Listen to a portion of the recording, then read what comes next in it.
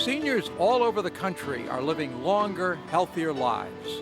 An estimated 800,000 people in Connecticut are 55 or older, nearly 1/4 of our state's population. Growing older presents a unique set of opportunities and challenges. Seniors Living a Quality Life explores many of these topics, helping seniors and their families plan ahead for their later years. Each episode in this 10-part series covers a wide variety of issues. These range from family caregiving, grandparenting, elder financial abuse, preventing falls, senior housing options, transportation, elder law and prescription drugs, to exploring new opportunities in education, going back to work, and volunteering. The individuals you will meet in this series will inspire you further as you move into one of the most satisfying and challenging times of your life. Please join us for this original Connecticut Public Television series, so the seniors who are so important to all of us can be seniors living a quality life.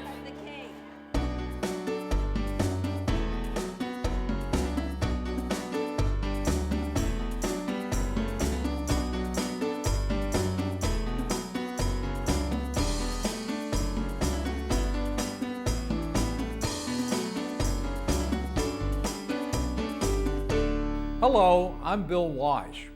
Can you imagine living in 3 different centuries? On this edition of Seniors Living a Quality Life, we'll meet a Milford centenarian who has done just that, and we'll learn from an aging expert about what it takes to live to 100. Next, we'll get a glimpse into the life of a family caregiver living in Windsor. We will find out how he manages to care for his wife at home and how he is helped by a caregiver support group. Finally, the Blossom Tappers, ladies aged 63 to 87, will show us how they are tapping their way into the hearts of seniors around the state. All up next on Seniors Living a Quality Life.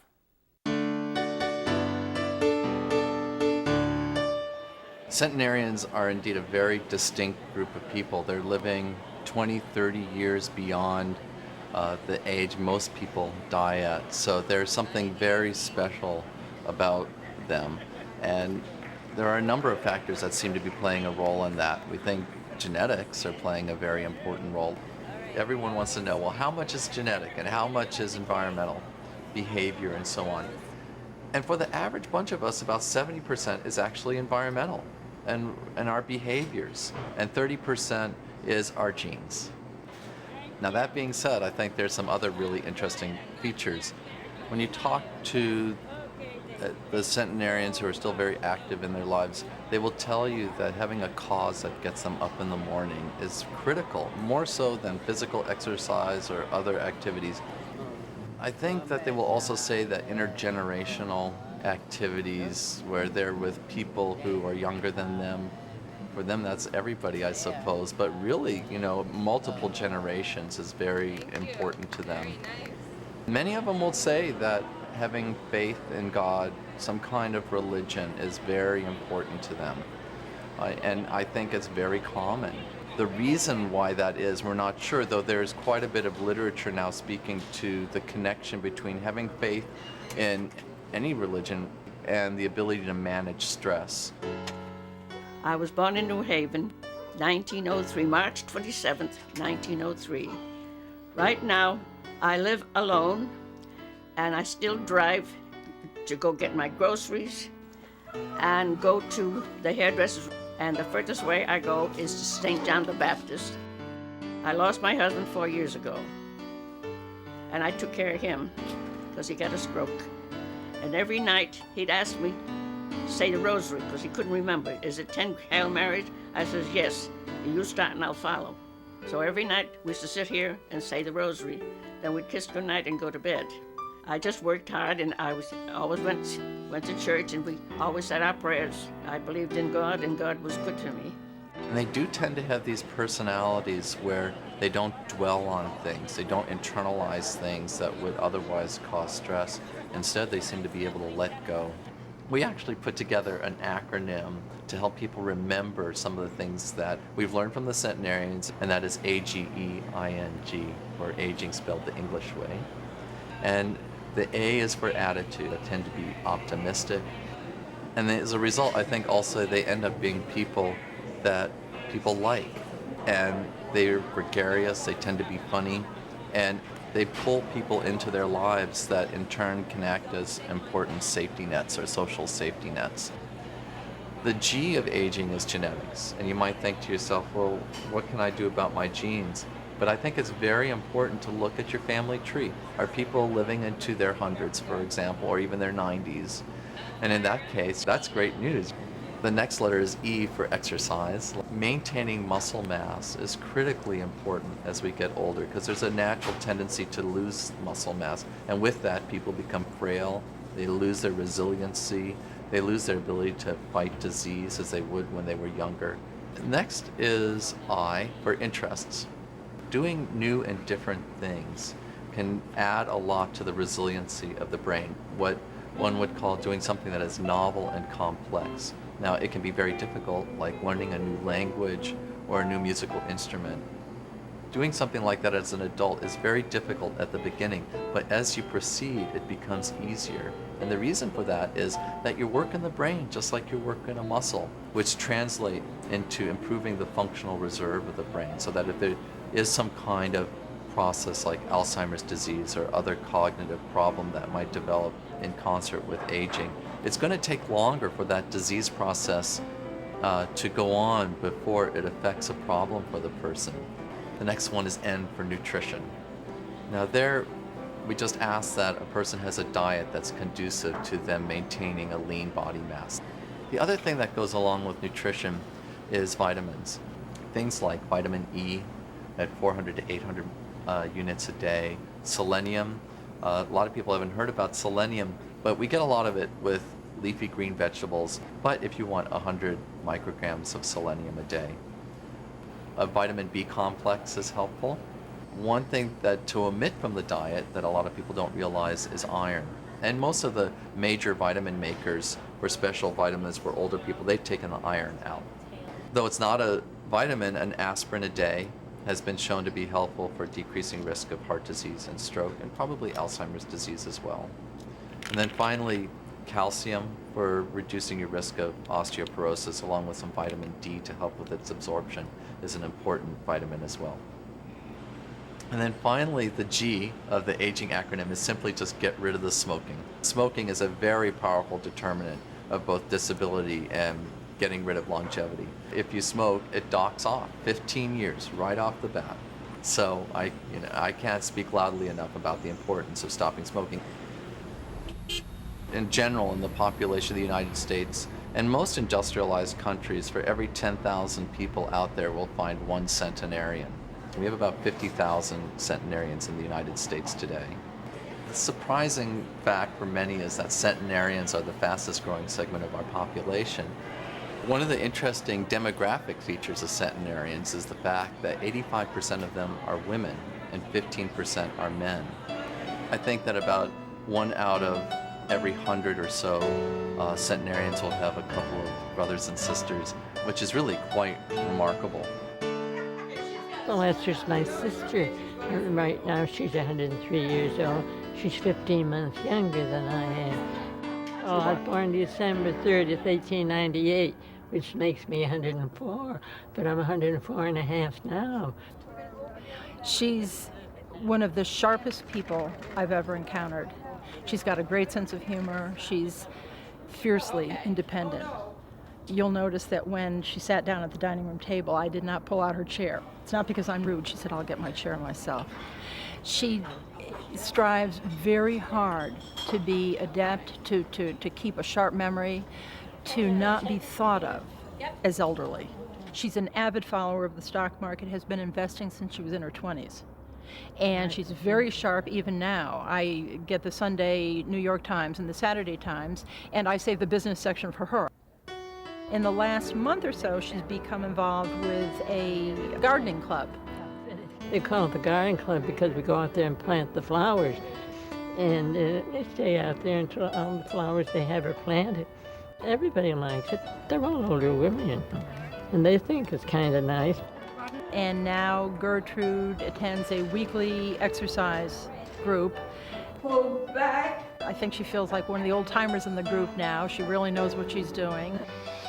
That outlet, knowing that she can still do physical things and be vital in that way and still be agile, that means a lot to her. Well, you're there with a group and everybody's laughing. We spend about a half an hour, but you're working all the time. Well, I can't tell you about it. You have to see it. I couldn't do that. Oh, you could if you tried. No, honey, believe me. But I have chubbier legs than you do. I've got to work until I hit that mic. Oh, please. And you will. The reason that people have this idea of who would want to live to 100 is because they have stuck in their heads this notion of the older you get, the sicker you get. So they envision centenarians as having every age-related disease under the sun and certainly being at death's doorstep. When in fact, if that was true, they would never get to 100 in the first place. To get to 100, even if centenarians may have some medical problems in their 60s, 70s, or 80s, they have the uncanny ability to prevent any disability associated with that morbidity or that illness. And then on the other hand, of course, we have some centenarians who get to 100 without any illnesses. Either way, the net effect is that centenarians live the vast majority of their lives in excellent health and in excellent function, only to have a very short period of time in their mid to late 90s with disability and poor functions. Well, I love your hair. Oh, you do? Yes, you had it. You look so nice. You look windblown. Very pretty. Must be blown some way because we sat outside. Centenarians cost the healthcare system very little. In fact, they're a boom. If everyone could be like a centenarian, we'd be terrific in terms of the healthcare dollar. Meeting the centenarians is a wonderful thing, far beyond just the science. I mean, many of these folks are historical treasures. The stretch of time and the perspective and the wisdom and experience that they exude is absolutely remarkable. I don't mind being 110 if I could be that old, if I could talk and have my right mind.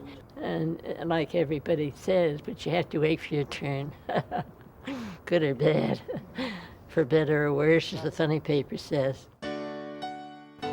Next up, we'll hear the story of a Windsor man caring for his wife at home. I think of my wife as not a blessing with her illness, but it's a blessing for me to take care of her. Because in fact, I think if I was like her, she would do everything and anything to keep me comfortable. For the past 5 years, my wife, she was suspected of some kind of behavior in her mind, but we did not know. So when we took her to the doctor, she said to me, your wife have dementia. So I was trying to figure out what she mean by dementia. And because I never heard of it before, I heard of Alzheimer. When she said dementia, I'm trying to figure out what is it? And I say, something that I do wrong, why she's like that? She said, no, because what happened to her is that she have a disease that there's no medication can help. Three of us, my daughter, my wife, and myself, is living here right now. But my grandson, he's here about a month now with us. In the morning, when I get up, I usually plan the breakfast, and I might fix some eggs, bacon, some ham slices for her, and then I'll give her medication I have to crush and put in the liquid because she won't take them otherwise. It's a very time-consuming day for me. What's that? That's for Mama. Like I tell my brother and my friends that I cannot make plans unless I get Thelma straightened out before I can leave the house. If I do run out, I have to be back here in 2 hours. or 3 hours the most to see that she's okay and that to see that she's being fed. You cannot plan for tomorrow. You have to take the days as they come. It's so hard. I can tell you, it takes tremendous patience, and sometimes your patience get razor thin, but you have to be strong. She really doesn't recognize much, but she knows it's you, and she'll give you a smile. I don't know in her mind if she actually know who I am. She gonna smile for me? Huh? Right now, my wife, I rather her home because I think I can give her a better treatment, and I hate to know that she is out of here and her treatment deteriorated from what she's getting. I don't think she would make it. It's a thing I struggle with daily because if I follow my doctor 2 years ago when Thelma, before she break the pelvis, he want her in the home. And then when she break her pelvis again, they said to me, Gladstone, we are taking your wife to her home. I said, no, bring her right back here. When we were going on vacation, the air agency gave us a week in the home for Thelma. And the day when Thelma was to go, I cried for a whole week. I don't know I'll take it if she's in there right now, so I prefer her home, and I'll fight to keep her. When it goes to the support group by my daughter, it like you get a fresh tune-up, like a car. It gives you energy, and it also gives you what to expect tomorrow.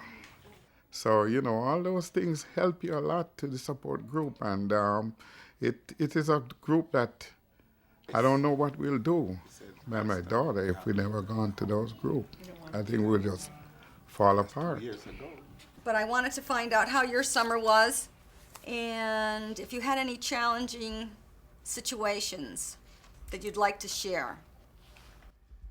Well, my summer wasn't all a good summer this year because of my, we usually get certain things from the respite for Thelma, but my wife, but excuse me, get emotional, but there was nothing in the fund this year. People come to the group to share their feelings, and it's a safe place. And they know that they're not going to be judged because everybody here probably feels the same way about those feelings. And the times when they have feelings of frustration, anger, guilt, those are normal for this circumstance.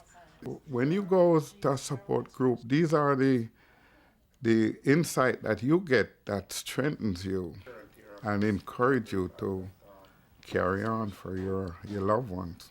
I think that the state of Connecticut does a lot for their caregivers. Do they do enough? Much more could be done. But they have wonderful programs that really do help keep people in their home. And 90% of all caregiving is done by family members. There are a few programs in Connecticut that offer some help to caregivers. One is Connecticut's National Family Caregiver Support Program. It's designed to help caregivers who are caring for someone who's 60 and older. There are no income or asset limits, and there are a lot of different services that are available under this program. And one of them is information. People may just be looking for some information on what type of help they can receive in their home. They may need a home health aide, they may need a homemaker, they may need a companion in the home, perhaps an adult child who works during the day is looking for adult daycare for a parent. Another thing that the National Family Caregiver Support Program can do is provide one-on-one counseling. The program also has support groups that they can connect caregivers with. The program has a respite piece to it. Another thing is really, it's called assistance, and it's assisting caregivers in accessing these services. So the Area Agency on Aging will give names of agencies that provide these types of services. There are 5 area agencies on aging in the state of Connecticut. Each of us receive a portion of funding through the National Family Caregiver Program, and individuals in the towns in which the area agencies on aging cover, those individuals can call that agency in order to access the funds for the Family Caregiver Program. Good morning, this is Heidi. Can I help you? The goal of the program is to help individuals remain in their home as long as they can in order not to become institutionalized. The area agencies on aging have resource centers that include videos to help caregivers in some of the things that they deal with their family members, and also it has literature that can help caregivers read and educate themselves on some of the stresses that they might encounter and how to deal with those stressors. It's important for caregivers to know about these programs and hopefully access these programs too. There are a lot of benefits to this program. Getting some respite, even for a few hours a day, can be a great break for a caregiver, and they come back to their caregiving duties refreshed. Have you ever tried to tap dance before? Well, hold on to your hats. Up next are the Blossom Tappers. Okay, hands on hat. Here we go.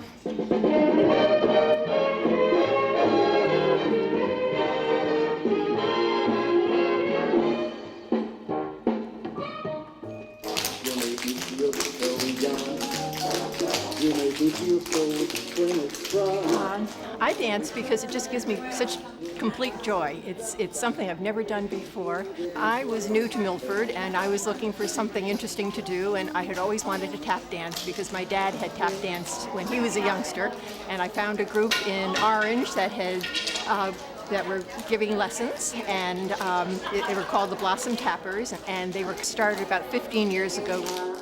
We have about 21 members. The ages range from 63 to, I think we just passed an 87th birthday.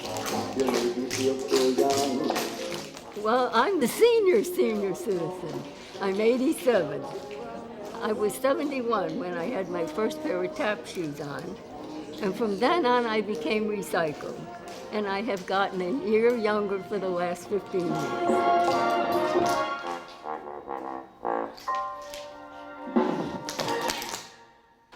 And my children say that I think tapping is the cure for everything, which it is. When I'm tapping, I'm happy, and when you're happy, you're cured. The group is a wonderful group of girls. Everybody's there to help everybody, and anyone has a problem, we're all there to help out. These wonderful ladies, to me, are role models. If I think of myself in 20 years, if I can be doing what they're doing, and doing it halfway as well as they do, then that's a wonderful, wonderful future to look forward to. It's a sorority. When people are in trouble, everyone is there. So not only are we a group of dancers, but we're a group of very dear friends. And I feel very fortunate because I'm one of the newcomers. Some of these people have been together and probably known each other for over 20, 25 years. I think the most fun of dancing is the friendship that we have with the other people and the family feeling that we've had. We've been together 15 years, and we are together twice a week. We have rehearsal, and then we have our class, and then we go out and perform, and it's about once a week for performing. So we're together a lot, and it's a family. It's great. I've been with the group about 15 years. I came after I retired from work, and I just love it. It makes me feel happy, and also feel wonderful when we go out to entertain and we see the audience smiling at us, and most of them are in wheelchairs, and to see the smiles on their faces gives me a great deal of joy. The reaction we get to our dancing is always very positive. In the nursing homes, there'll be someone sitting in a front row and they may be drowsing, and the next thing we know, there may be just a little snapping of a finger, a little light in the eye, and it's just wonderful.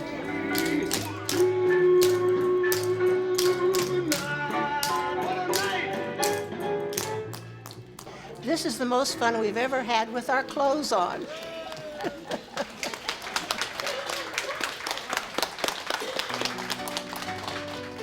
Join us next time as we meet seniors taking advantage of Connecticut's college tuition waiver program. We will also find out more about the increasing number of grandparents raising their grandchildren in Connecticut. All next time on Seniors Living a Quality Life. God, that was excellent. Did you feel that you were going to say something else with Mount Blanc in Europe? I was thinking about it. You were going to say in Germany or Switzerland or something? I was going to say in Switzerland, yeah. Okay, let's just do that last as a pickup, that final, and finally we'll take a walk. Okay. Let's just do that one And thing. do you want to say that or just stay with Europe? Apparently she went through Germany too, because it was a big, and she went through another country, Austria. We better stick with so Europe. We'll stick with Europe. Okay, here we go. So just that pickup, yeah, and stand by, and action. Finally, we'll take a walk with an 80-year-old hiking enthusiast who recently completed a 120-mile journey around Mont Blanc in Europe. All up next on Seniors Living a Quality Life. Excellent. Okay, that's good. Seniors Living a Quality Life was made possible by the generous contribution of our presenting sponsor, Masonacare, with additional support from Qualidime, Kearns & Kearns of West Hartford, and the Hartford Foundation for Public Giving. A production of CPTV Connecticut.